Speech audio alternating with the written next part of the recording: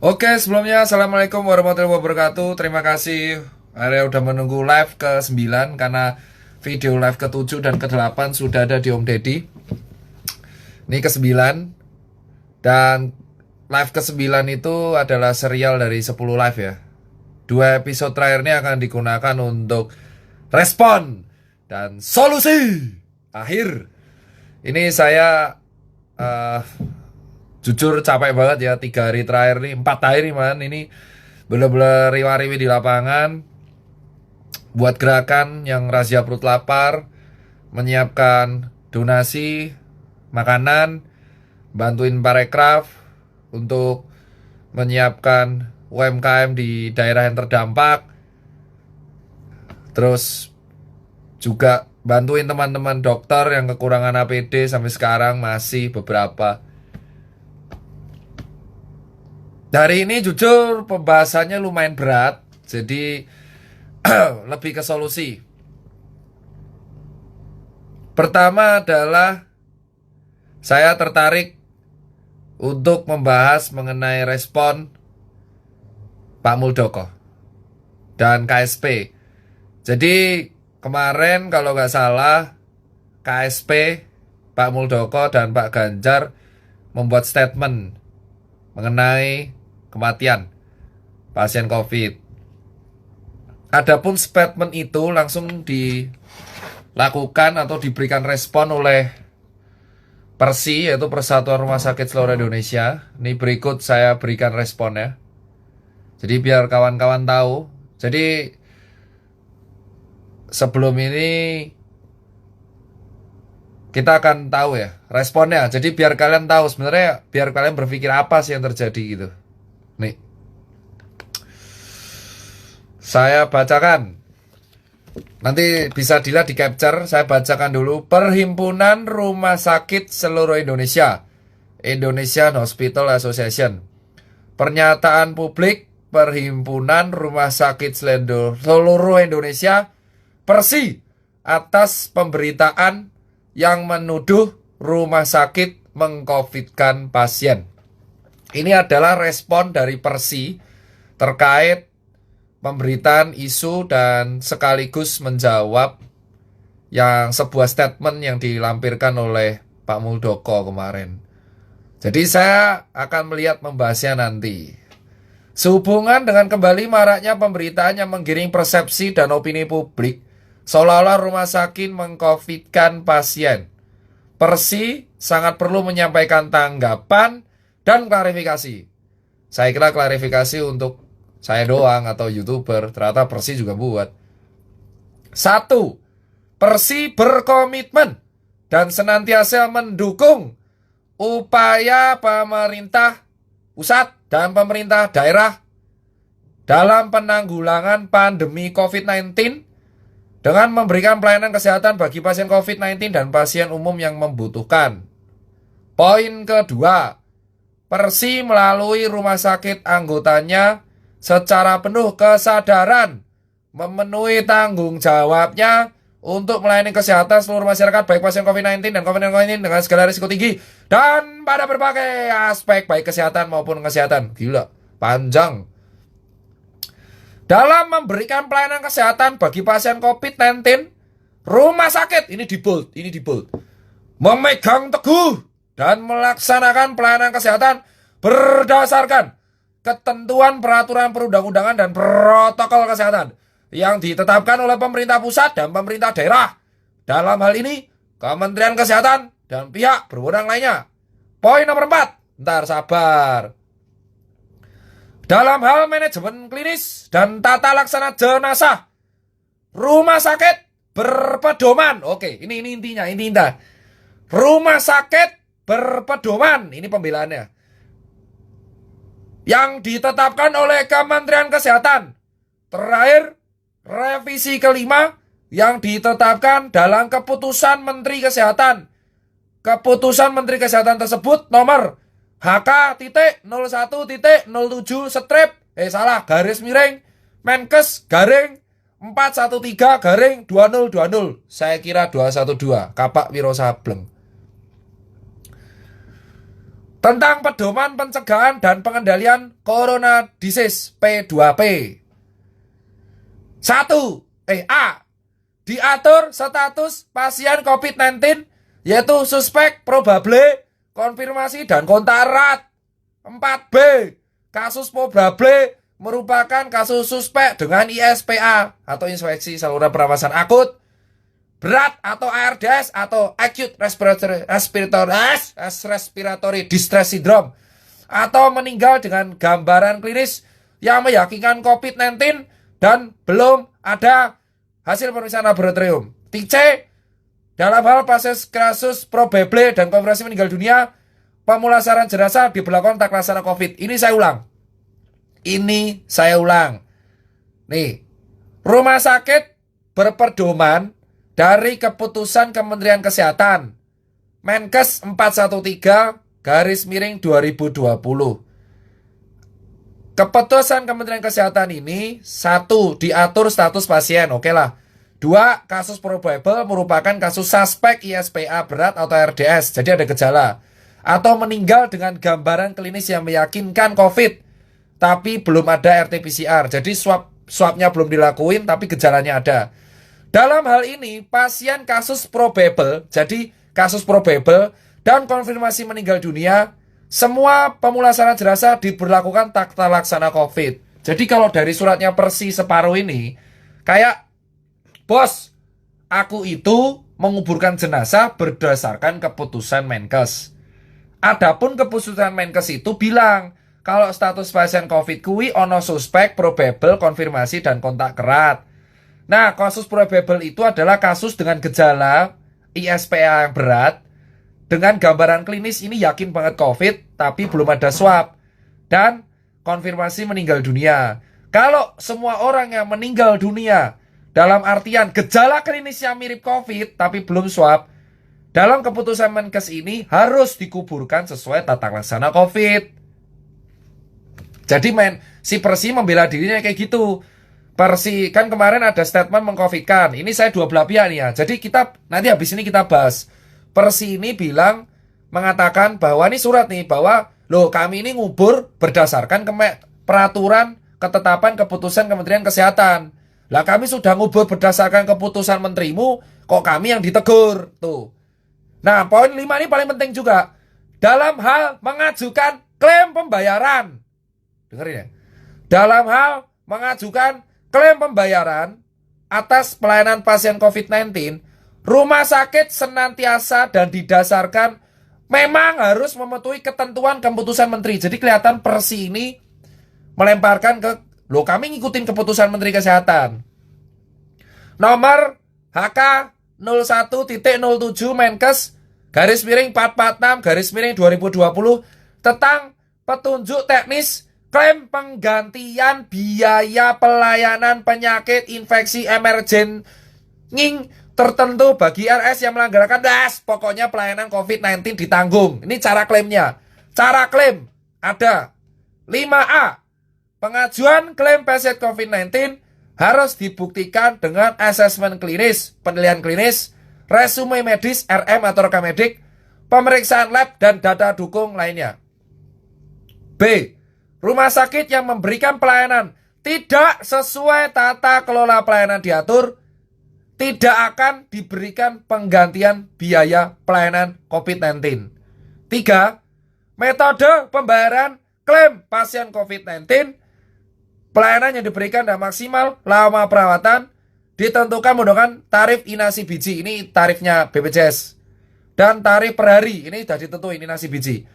Rumah sakit, poin D, mengajukan klaim pembayaran ditujukan kepada Kementerian Kesehatan dengan tembusan kepada Dinkes setempat dan diverifikasi oleh BPJS. Jika terjadi ketidaksesuaian atau disput, dilakukan penyelesaian oleh tim yang dibentuk oleh Menkes. E. Pembinaan dan pengawasan dalam pelaksanaan pengajuan dan pembayaran klaim ini dilakukan bersama-sama oleh Kemenkes, BNPB, BPPKP, Dinkes Provinsi, dan Dinas Kabupaten atau Kota. 6. Ini paling penting juga. Adapun pernyataan atau tanggapan yang tidak disertai fakta, terbukti atau tidak terbukti kebenarannya dalam membangun persepsi keliru atau menggiring opini seolah-olah RS melakukan perilaku yang tidak sesuai dengan ketentuan atau fraud. Persepsi keliru ini menghasilkan misinformasi yang merugikan pelayanan RS. Jika ini benar nih, ini poin pentingnya ya, ini tolong ya. Jika benar dan dapat dibuktikan secara sah, Persi sangat mendukung pemberian sanksi terhadap oknum petugas atau institusi RS yang melakukan kecurangan dengan mengcovidkan pasien. Jadi kalau dari sini sebenarnya adalah, nih saya lihatkan ya, saya lihatkan, nih, jadi tolong di capture, dilihat dulu baik-baik, ya, dilihat, nih, jadi Persi kan kemarin kan ada isu bahwa mengcovidkan, terus kan Pak Muldoko melalui KSP dan Pak Ganjar bilang, buat rumah sakit tolong dong, apa-apa kalau mati jangan COVID. Nah, di sini Persi bilang, lah yang buat keputusan itu Kemenkes. Kemenkes tuh bilang, kalau di kasus probable, jadi kalau gejalanya berat mirip COVID, atau meninggal mirip COVID, tapi swabnya belum keluar, itu disuruh dikubur dalam sesuai dengan COVID. Nah, kalau tidak dikubur dengan sesuai ini, maka nggak bisa. Nah ini COVID-nya nggak gratis, pasien suruh bayar sendiri. Jadi ribet di sininya bos. Di satu sisi peraturan suruh yang probable, di satu sisi pasien ngiranya di-COVID-kan. Nah, di sini kita lihat ya, ada plus minusnya. Oh, sama satu lagi, ini statementnya Persi yang paling keren sih menurutku. Jadi Persi mengatakan kalau ada bukti, jadi dia bilang kalau ada bukti, nih, kalau ada bukti, jika benar dan dapat dibuktikan secara sah, Persi sangat mendukung pemberian sanksi terhadap oknum petugas dan institusi rumah sakit yang melakukan kecurangan dengan mengcovidkan pasien. Nah, jadi sebenarnya rumah sakit juga pengen tahu. Jadi isunya gini, Bor. Kemarin kan dikatakan ya, ini saya menganalisa. Ini terjadi namanya miskomunikasi dan yang mengakibatkan mispersepsi pada publik. Jadi kesannya kayak gini. Pak Muldoko bilang kemarin viral, "Weh, rumah sakit nek mati ojo apa-apa COVID." Ini kan, nah Persi bilang, "Lo ayo, kalau memang ada yang mengcovidkan, sebut no rumah sakitnya, datane ngendi. Gak apa-apa, kalau memang ada yang terbukti, aku dukung sanksine. Tapi kalau melemparkan statement yang memang gak jelas ini siapa, aku sing mumet." Jadi di sini pelajaran berharganya adalah, satu, kita rakyat boleh mengadukan ke Persi kalau diduga ada oknum yang mengcovidkan. Paham? Jadi sebenarnya ya rumah sakit gak bela diri juga. Pak Muldoko juga melemparkan opini ya gak salah juga. Ini adalah pentingnya komunikasi publik. Jadi harusnya kalau kita menuduh, contoh, rumah sakit A mengcovidkan, itu harus jelas. Rumah sakitnya mana yang mengcovidkan, ada bukti rekaman atau buktinya enggak. Dan ternyata rumah sakit bilang, kalau Persi bilang, kalau ada oknum yang sengaja fraud, itu tadi lihat ya, nggak apa-apa, didukung sanksi. Jadi sebenarnya nggak membela juga. Kalau ada rumah sakit yang mengcovidkan, Persi mendukung. Paham? Jadi di sini kita lihat gimana penanganan COVID mau sukses kalau statementnya aja saling bantah di media sosial. Ya, ini ada lagi. Saya lihat ini broadcastan dari teman-teman kawan-kawan dokter. Saya lihat.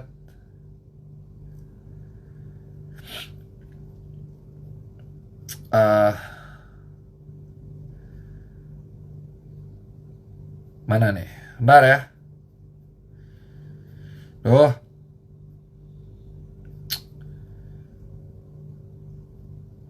Ini adalah komen Dr. Tonang terkait statement Cak Muldoko. Share dari postingan Dr. Tonang Dwi Ardianto.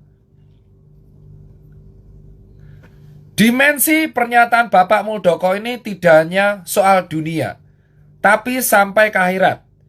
Bermain-main dengan soal kematian itu sungguh luar biasa. Jika memang ada dari kami yang melanggar, sungguh kami sangat mendukung untuk segera ditindak. Tapi tahukah Bapak, harga yang termahal yang harus dibayar dengan pernyataan Bapak Muldoko adalah trust. Jadi di sini kita lihat ya, ini kayaknya selek nih. Kepercayaan terhadap pelayanan kesehatan.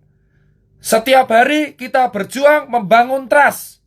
Dari Maret, runtuh sekejap dengan pernyataan tidak bijak.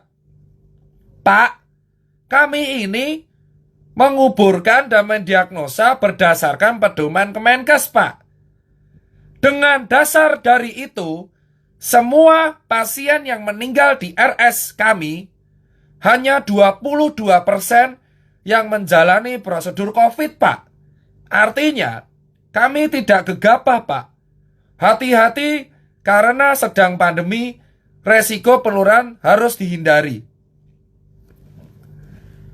Tapi juga tidak gegabah, apalagi serakah. Ketentuan dalam regulasi saat ini, bila ada pasien yang datang dalam keadaan meninggal di RS, harus ditelusuri. Nah, ini ternyata terjelas kawan-kawan semua bahwa ternyata Persi itu, lihat ya, ketentuan dalam regulasinya dari Kementerian Kesehatan. Jadi harusnya yang jawab Pak Terawan ini. Maaf. Ketentuan dalam regulasi sampai saat ini, bila ada pasien yang datang dalam keadaan meninggal di RS, harus ditelusuri. Jika ada bukti meninggalnya karena kecelakaan, maka dikeluarkan dari status kematian COVID. Ini serius nih, penting banget nih. Ini Persi nih. Tapi, bila tidak ada yang bisa membuktikan penyebab lain, ketentuan di Kemenkes mengatakan, sekali lagi, ketentuan di Kemenkes mengatakan, ambil swabnya, proses pemakaman secara COVID. Kalau nanti hasil PCR sudah jadi, laporkan ke Dinkes untuk ditetapkan. Lah kan lucu, bro. Hakim piye plot twist, bro. Jebol rumah sakit bergerak berdasarkan keputusan Menteri Kesehatan. Jadi mungkin Pak Muldoko diskusinya mending sama Pak Terawan. Karena dari sini Pak Tonang mengatakan, Dr. Tonang, ketentuan dalam regulasi, sekali lagi, bila ada pasien yang meninggal ke RS, dadakannya meninggal duluan, harus ditelusuri. Kalau meninggalnya kecelakaan, statusnya bukan COVID. Kalau tidak ada penyebab lain yang bisa membuktikan dia meninggalnya, harus diambil swabnya. Lalu pemakaman secara COVID. Pantas, bro, semua orang meninggal yang nggak kebukti kecelakaan harus diswab. Ini presidennya RS pun ternyata pakai SOP. Bah, plot twist, bro. That's it, plot twist. Bila ada bukti, sekali lagi saya ulang, nih terus habis itu hasil PCR diterapkan, sudah jadi, laporkan ke Dinkes. Pak Muldoko, ini surat dari Dr. Tonang ya, bukan saya. Jadi saya bacain ini internal ini. Saya bacain, keren kan, internal saya dapat. Apakah semua pasien yang meninggal sebelum PCR itu positif? Ya enggak. Ada yang terbukti negatif, ada yang terbukti positif. Mengapa harus dianggap positif sehingga dimakamkan secara COVID? karena menghindari resiko. Diambil resiko terkecil dari sisi penularan. Pak Muldoko, tapi bila memang pemerintah menghendaki sebaliknya, ya monggo, karena kami pelaksana. Semua yang belum terbukti positif dianggap negatif, dimakankan biasa. Rumah sakit akan tetap melakukan standar hati-hati DRS. Selebihnya kami serahkan ke keluarga. Apa adanya, kami siap melaksanakan bila Bapak mengubah ketentuan regulasinya. Bro, kalau mau pemerintah demikian, ya regulasinya dong yang diperbaiki. Lah regulasinya nggak diperbaiki, kok RS yang disalahkan, malah dianggap mencari untung. Lebih jauh lagi, Pak, proses pengajuan klaim itu yang COVID gratis kan ada proses verifikasinya. BPJS diberi tugas khusus. Bila ada yang lolos klaim dan datanya tidak benar, berarti ada yang harus dijernihkan juga dong dari verifikatornya. Jangan salah, proses verifikasi itu ketat. Saat ini 60% ajuan yang klaim yang lolos verifikasi. Kalau nggak lolos RS ya nggak nerima apa-apa. Singkatnya gini Pak Muldoko, gunakan pedoman Kemenkes. Tunjuk hidung, ambil tindakan terhadap melanggar. Kami dukung penuh. Tapi jangan gegabah membuat pernyataan. Karena sejatinya kami bergerak berdasarkan regulasi yang dibuat Kemenkes. Kasihan pada yang tetap tulus dan profesional. Sumber, Mangga, Dr. Tonang, 3 Oktober 2020, terkait info Pak Muldoko, rumah sakit jangan semua mengcovidkan. Berikut adalah capturean Pak Tonang.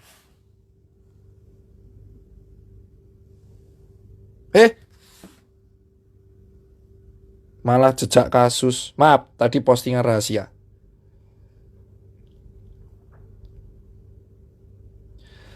Jadi, terkait ini kita tahu ternyata di atas ora kompak.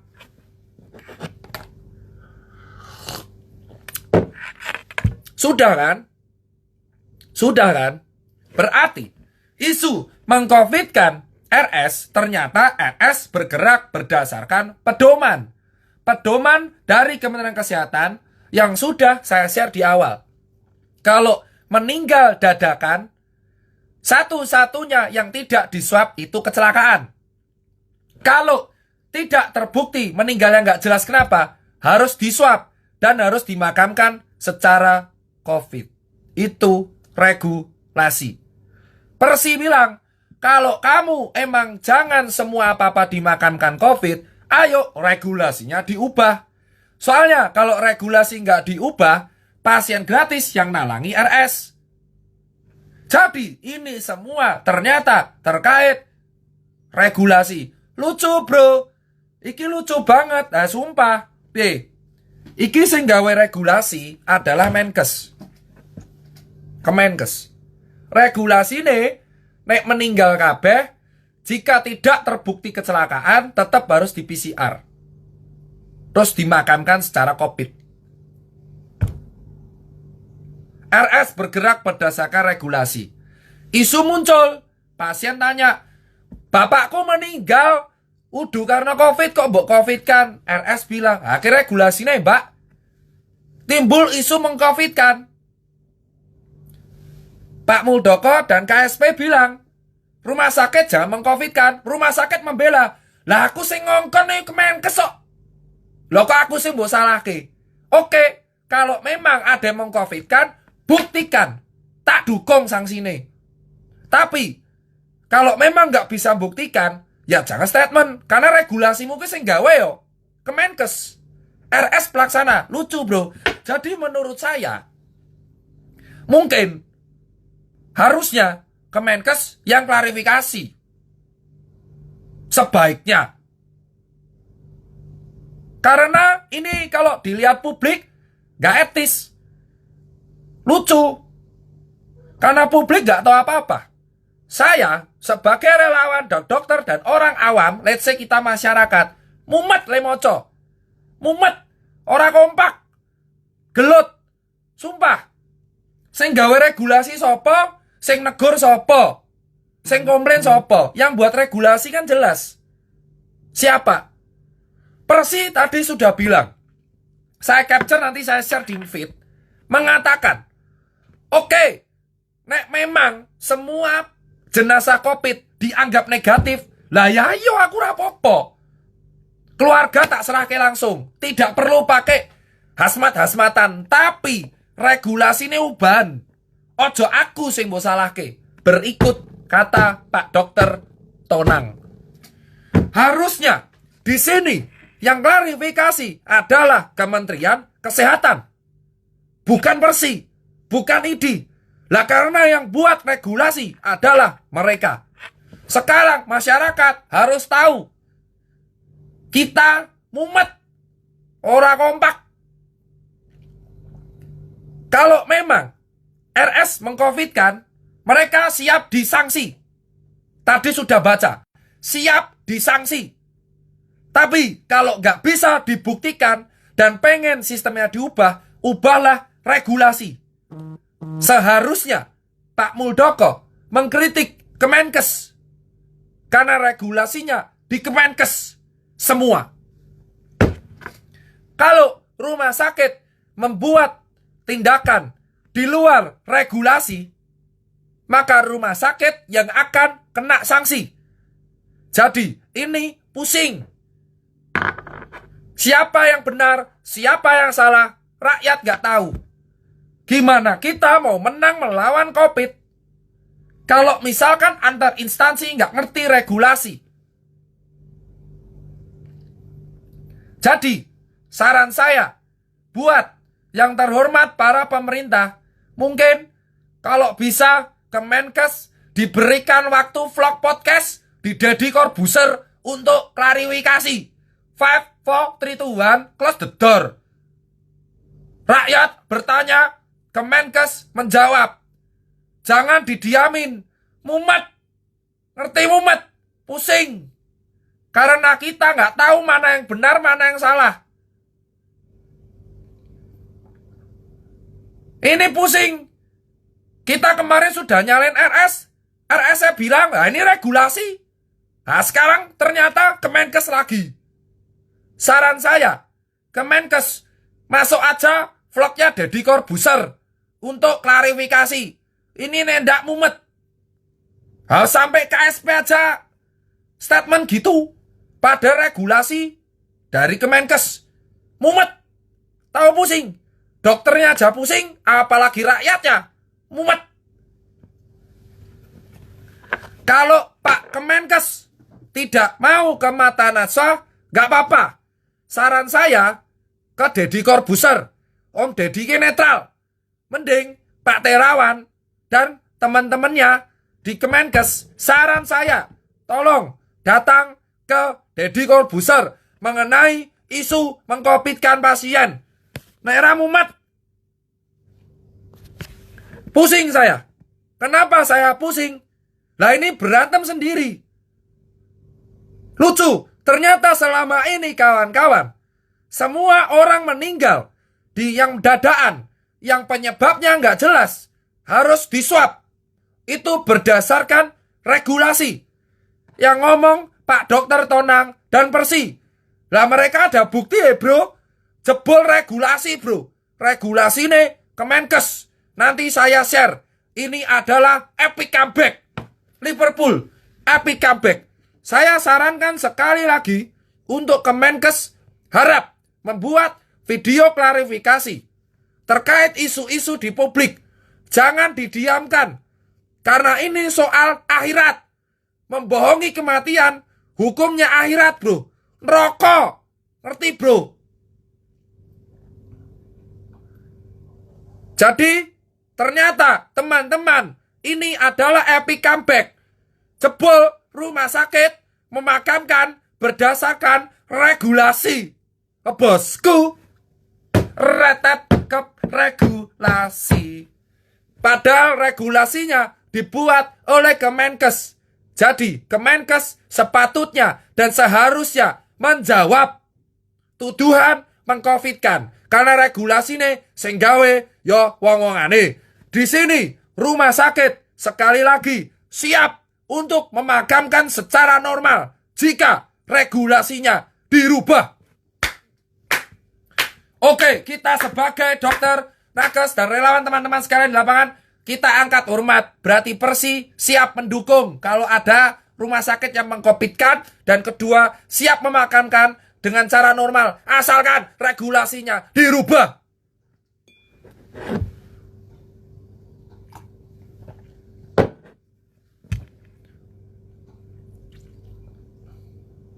Siapa lu?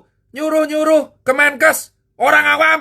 Nape? Demokrasi dari rakyat, untuk rakyat, oleh rakyat. Rakyat yang memegang kekuasaan tertinggi. Dan wakil rakyat itu dari kami. Masa kita nggak berhak meminta klarifikasi? Kamu nggak kasihan sama nakes, sama rakyat? Pusing di lapangan. Pusing ini. Yang satu makamin orang berdasarkan regulasi, yang satu nuduh ini dikonfitkan, yang satu mumet karena isu lihat paranoid, yang satu mumet ramangan. Kok ra oleh?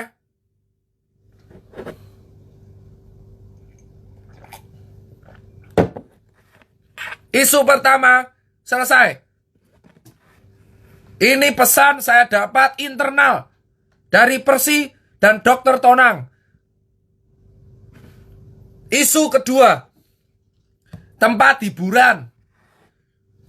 Isu ini merupakan jawaban untuk teman-teman pemilik tempat hiburan dan kafe. Sebelumnya, mari kita dengarkan musik-musiknya yang terbaru dari Anji. Bandnya namanya Sukamaju. Judulnya dibungkam. Lucu ya. Sukamaju. Takkan padam.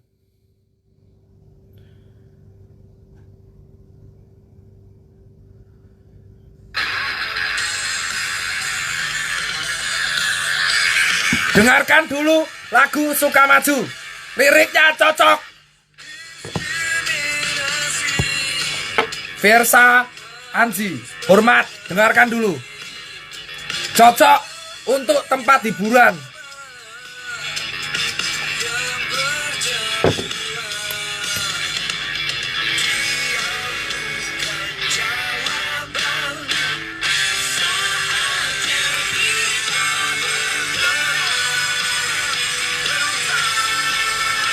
Biar semangat.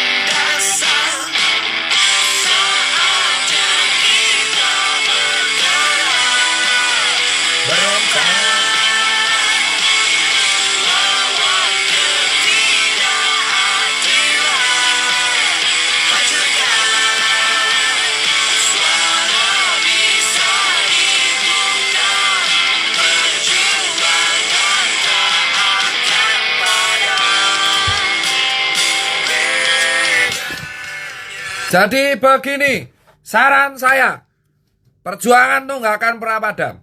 Selama kita bernarasi mempunyai bukti, kita nggak boleh takut. Paham? Saya nggak buat kegaduhan. Saya cuma menyampaikan aspirasi orang bawah. Karena saya sudah nating tulus di dunia ini, bos. Bu harap dibungkus, dibungkam, dibuang, ra urusan. Gak urusan. Yang penting bersuara dulu. Nomor 2. untuk tempat hiburan. Pertama, mas-mas yang punya tempat hiburan, kami tahu Anda butuh makan. Jadi gini mas, yang nyuruh razia itu bukan saya, tapi emang regulasi.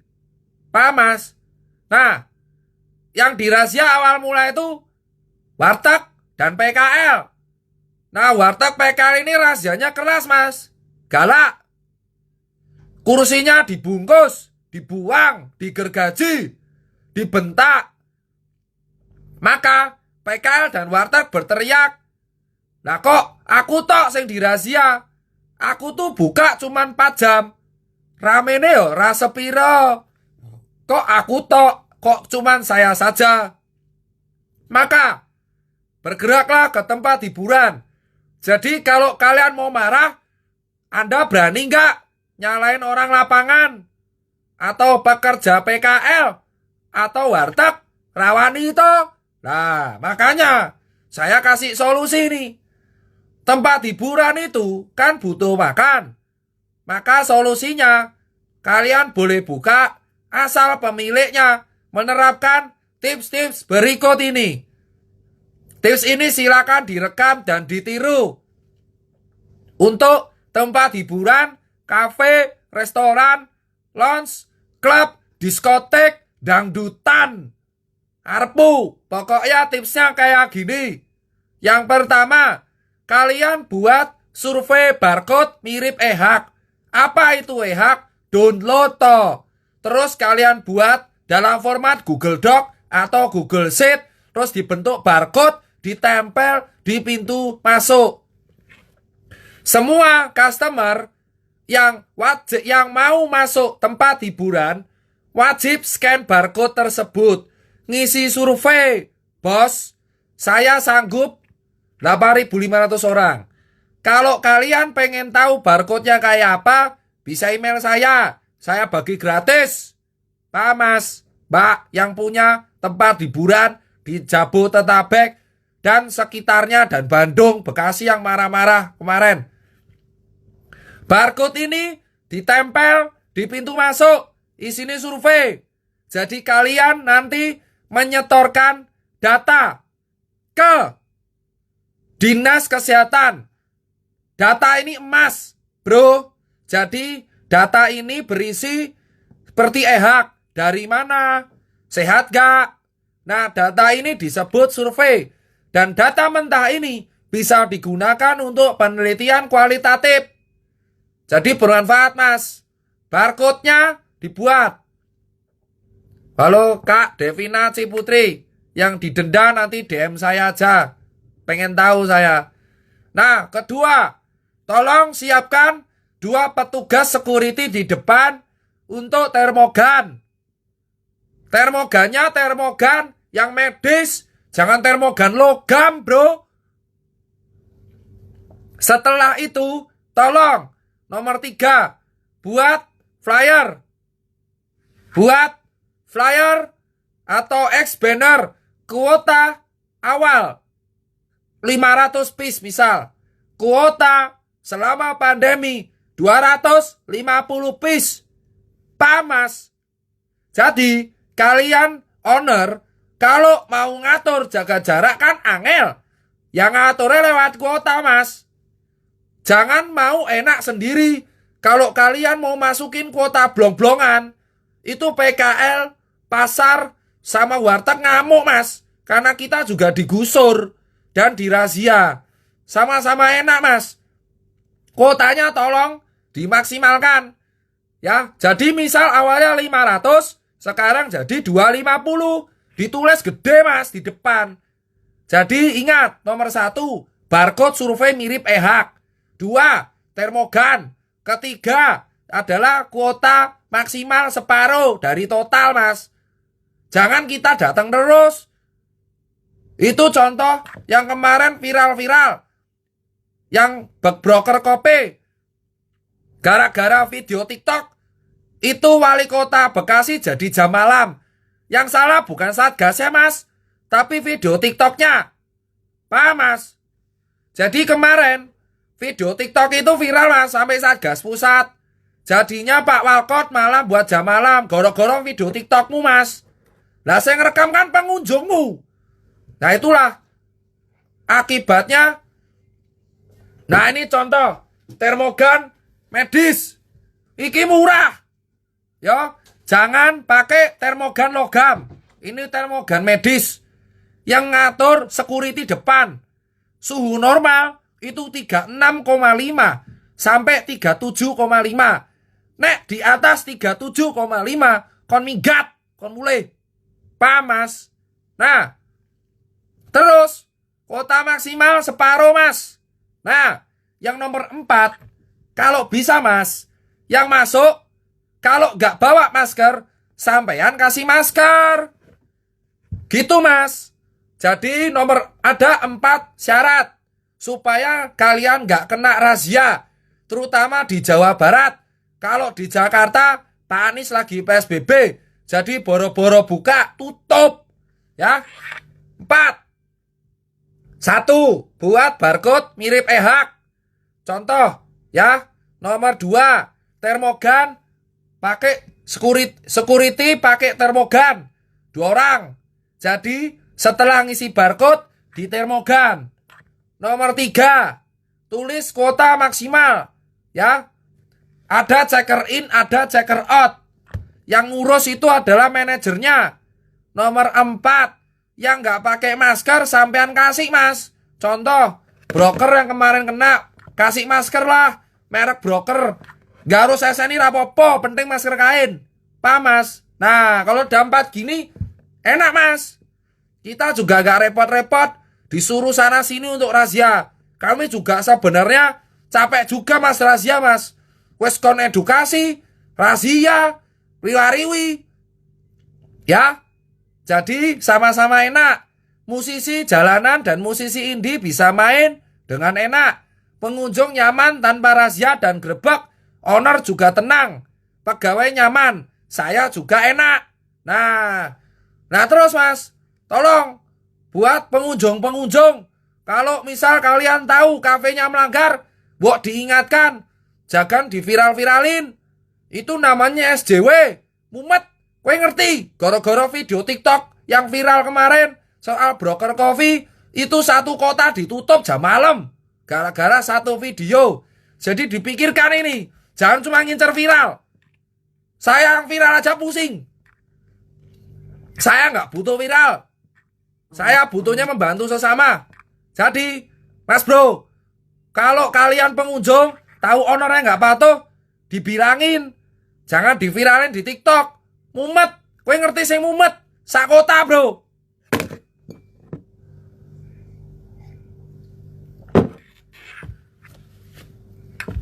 Tahu gak? Gara-gara video TikTok 1 biji viral yang dinanggung 1 kota. Itu yang viralin 1 TikTok tuh mau saya cari tuh lama-lama. Saya cuman bilang, kamu itu ketika di tempat sudah tahu melanggar, kok ownernya nggak dibilangin, malah viralin. Kalau sudah tahu salah, itu ditegur, jangan diviral-viralin. Kamu nggak mau dapat apa, 1 kota yang nanggung. Tahu gak? Poin nomor 3, soal Liga 1 dan Liga 2. Jadi gini, Mas, Liga 1 dan Liga 2 awal mula itu sudah mendapatkan rekomendasi dari BNPB. Saya kasih beritanya.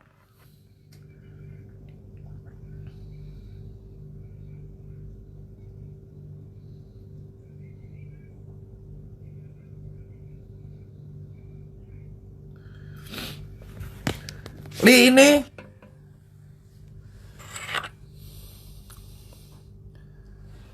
berikut berita dari bola.com.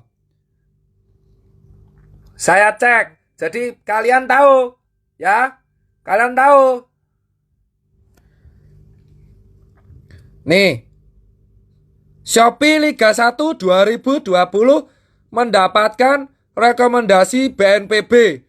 Pelatih Persebaya tekankan pentingnya rekomendasi. Nah, tapi Mas, yang gak ngizinin itu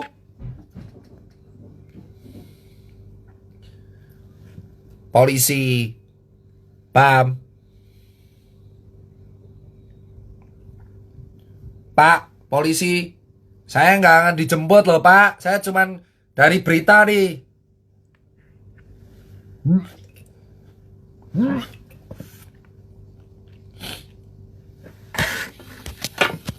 Nih, baca sendiri. PSSI dapatkan rekomendasi BNPB, tinggal izin dari kepolisian. Polisi ini ra ngijinke. Karena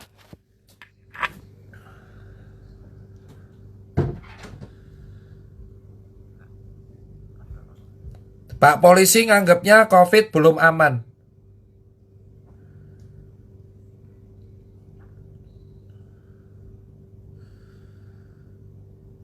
Katanya karena ini.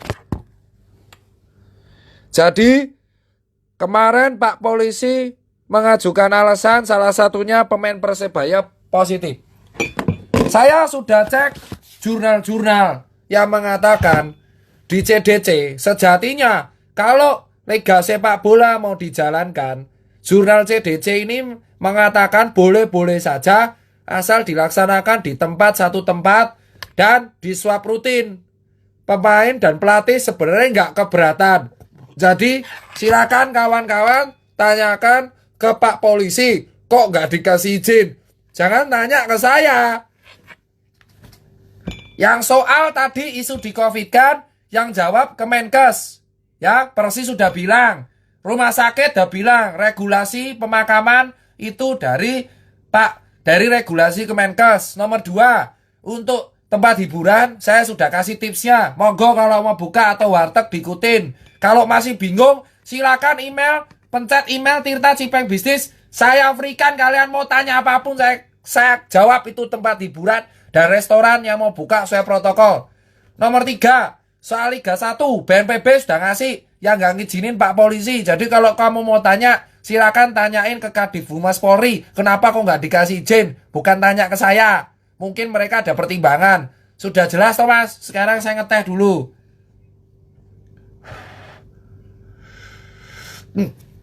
Panas cuk.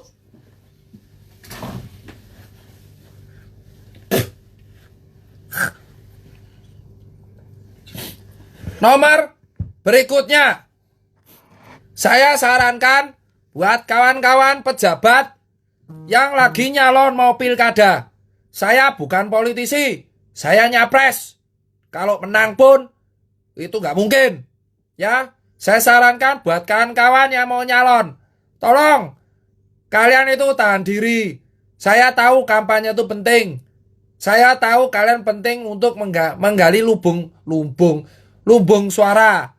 Saya sarankan, daripada kalian kampanye dan buat hajatan-hajatan yang justru itu menyakitkan kami, orang awam yang dari awal nggak bisa konser. Mas, bayangin, saya nonton konser aja nggak bisa. Hammer Sonic mundur, DWP mundur. Masuk kowe nggak hajatan, gue kampanye oleh adil bos. Saran saya, kalau kalian itu mau ngadain pilkada, saya nggak masalah asalkan kalian semua itu yang nyalon-nyalon, tolong warganya daripada dikasih hajatan, lebih baik dikasih makan sama dikasih masker. Kreatif, itu tim-tim kampanyenya kreatif dikit.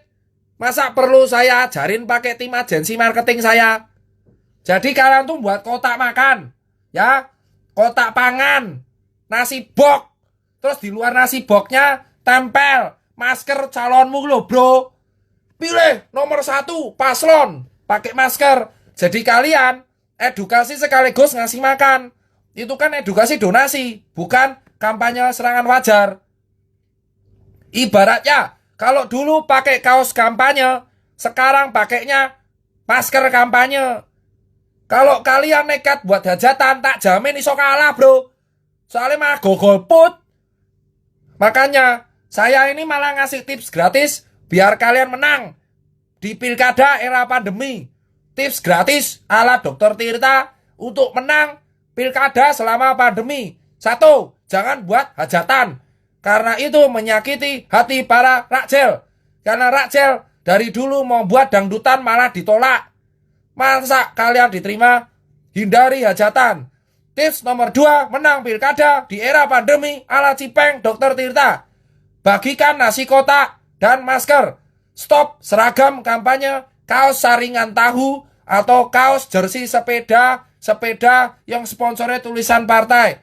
Ganti dengan masker partai atau masker kampanye. Sehingga warga dapat masker dan dapat makanan. Itu lebih bermanfaat daripada gawe hajatan. Sing ketelu, nek kampanye ya patuh protokol tuh. Sampean kampanye masker di dagu mengopo? Kita rakyat didenda masa sampean kampanye masker di dagu mengopo? Sama-sama bos. Kalau kalian kayak gitu, itu malah potensi kalah. Soalnya rakyat juga sudah cerdas, memilih calon yang jelas, memilih calon yang tidak memanfaatkan situasi dan tahu kondisi. Paham mas?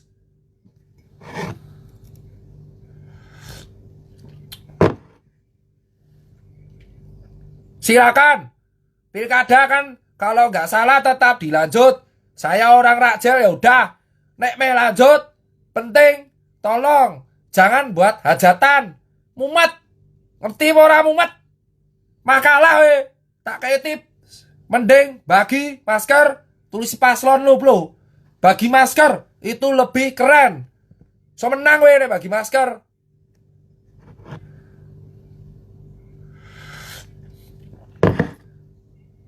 Tapi saya lebih mengharapkan pilkada diundur. Tapi nek lanjut ya wis kuwi tipsku. Tips terakhir. Kemarin usul kita alhamdulillah didengarkan oleh pemerintah. Yang pertama, sekarang kampanye edukasinya menjadi iman, imun, aman. Bukan lagi maskeran tok, tapi iman. Berdoa.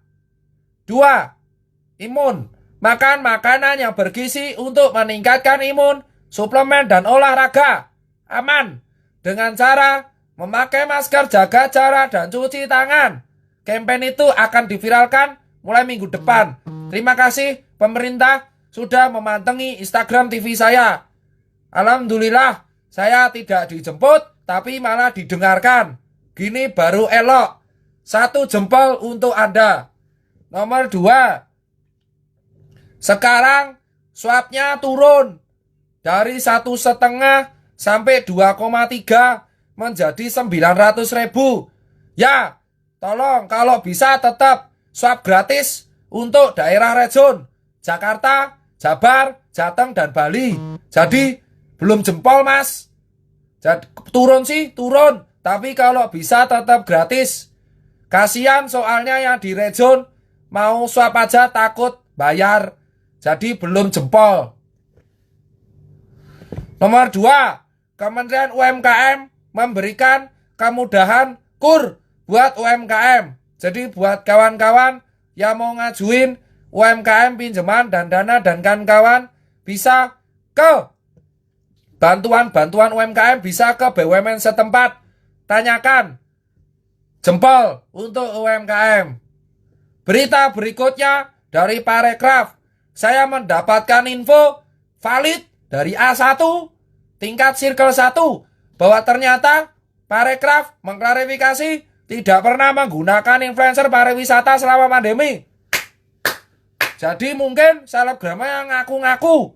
Nah, Parekraf memberikan solusi.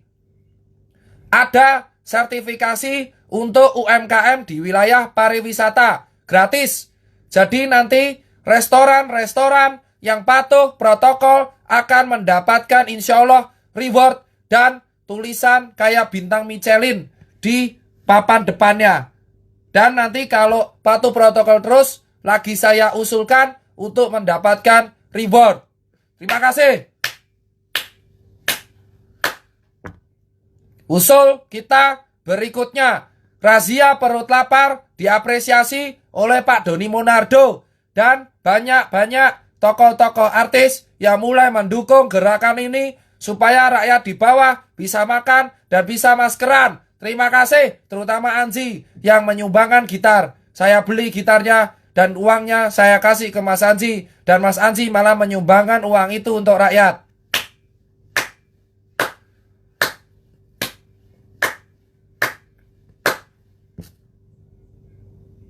Usul berikutnya akan ada pameran UMKM di Bali dan Tangerang. Tangerang di Beruri, didukung oleh Peruri. Ya, Peruri Properti. Di Bali insya Allah pameran UMKM lagi saya perjuangkan di Parekraf agar di ACC untuk meningkatkan ekonomi Bali. Terima kasih.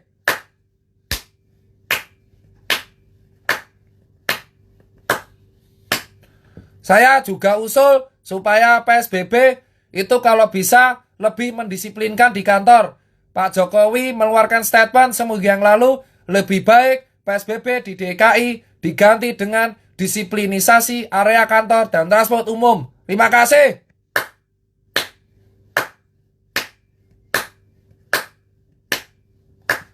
Hal ini belum puas, kita harus terus mengontrol dan mengawasi. Dan berikutnya, soal Omnibus Law, saya tetap selalu menyarankan, tolong jangan buat anggota dewan, jangan dibahas dulu Omnibus Law. Karena kita sudah mumet dengan COVID, sudah mumet dengan ekonomi, sudah mumet dengan pariwisata, sudah mumet dengan pilkada, malah mbok tambahin Omnibus Law. Ada baiknya pembahasan Omnibus Law dilakukan setelah pandemi selesai. Berikut live ke-9 saya sudah selesai. Jangan pernah menyerah. Sekali lagi, tolong PSBB Jakarta mending diganti saja. Karena ternyata rakyat-rakyat di bawah sudah jengah. Dan kedua, soal Omnibus Law tolong tidak urgent. Pembahasannya harap diundur tahun depan. Soalnya mumet wargane le mikir sudah ngurus ekonomi, pariwisata, lalu COVID, lalu pilkada, ditambah omnibus, jeblok utekku. Sekian pidato dan orasi saya. Terima kasih, selamat ketemu di live terakhir besok.